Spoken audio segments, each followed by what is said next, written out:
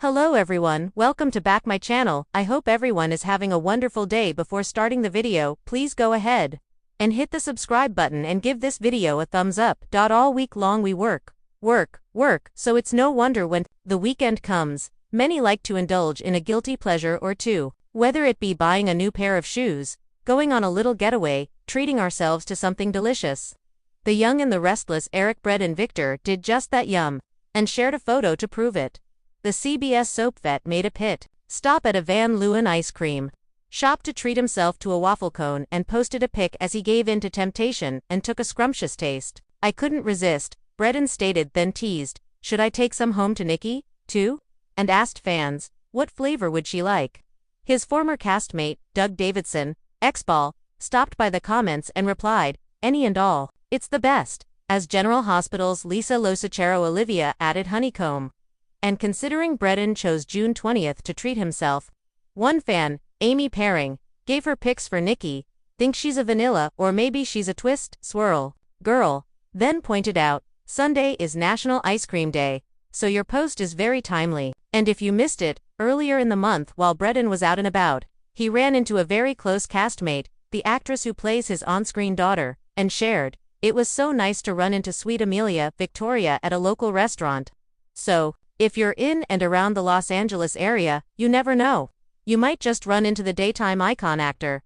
Young and restless Eric Braeden surrenders to temptation by the time the studio lights dimmed and the final shot of the day wrapped. Eric Braeden lingered on set a moment longer than usual. At 83, the legendary actor who had immortalized Victor Newman for over 4 decades on The Young and the Restless still carried himself with the same brooding charisma that made generations swoon.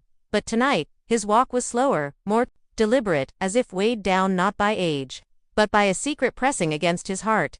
It started innocently, as most temptations do. She was new. That much was obvious. Her name was Isla Hart, a 29-year-old script consultant, fresh out of NYU's Tisch School, with messy curls that looked like they didn't know what obedience meant, and a voice like honey wrapped around a razor.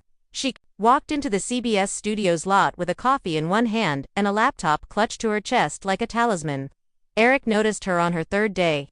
She was standing near the monitors, watching a rehearsal with a hawk-like intensity usually reserved for directors or long-suffering fans.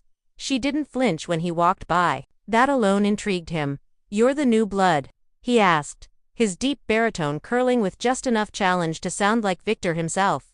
She looked up from her screen. "Only if old blood makes room." He raised a brow.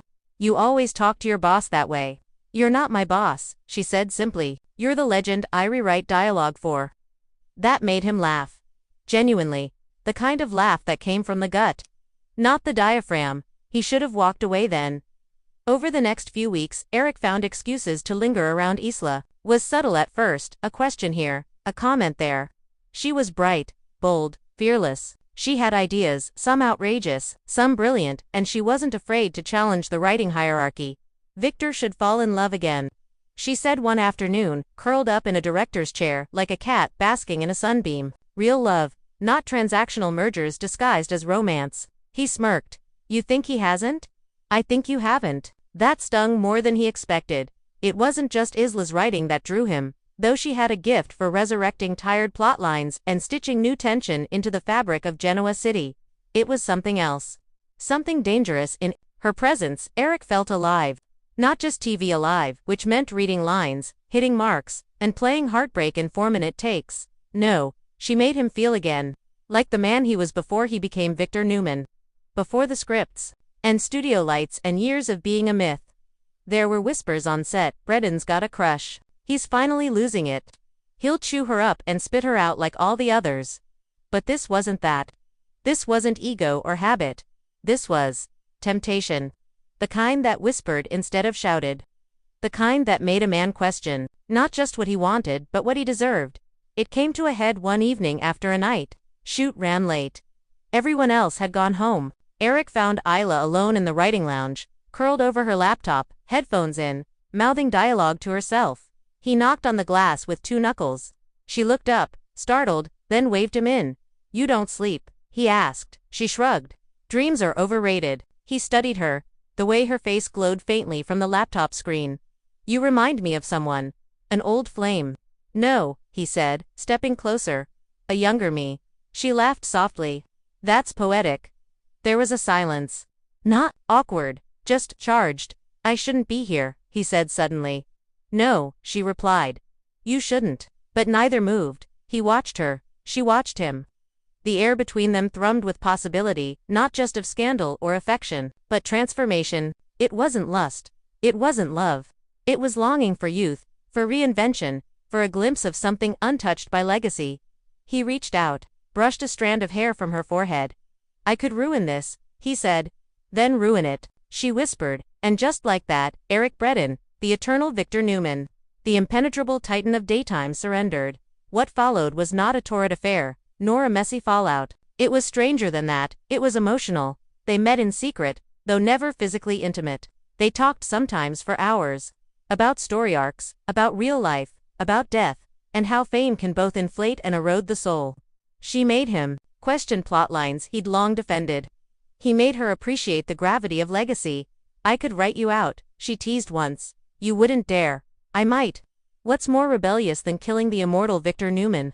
He didn't answer, but the thought lingered with him long after it was Melody Thomas Scott, Nikki Newman to the world, who first confronted him. Isla, she said one morning in the makeup trailer.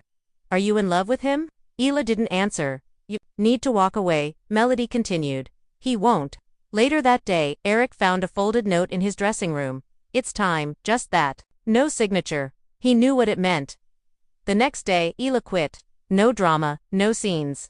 She handed in her badge and left through the service entrance. She didn't even say goodbye. Eric was shattered, though he never showed it. Instead, he did what Victor would do, returned to the soundstage, recited his lines with precision, and poured all his grief into the camera. That week's episode ended with Victor standing alone on a cliff outside Genoa City, staring into the distance.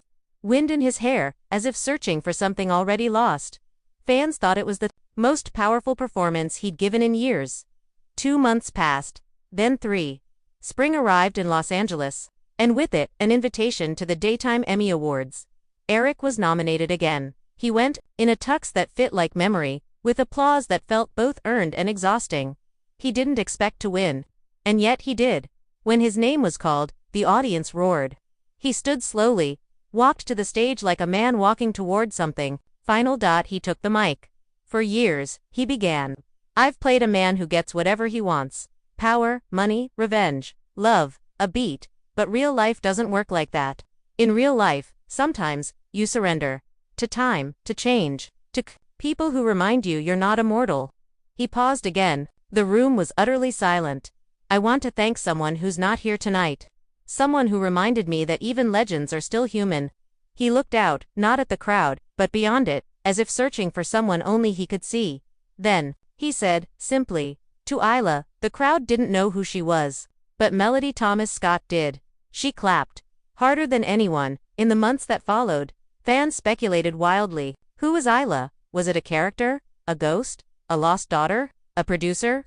The show offered no clarification, but Victor Newman changed. He softened subtly, laughed more, took fewer battles personally.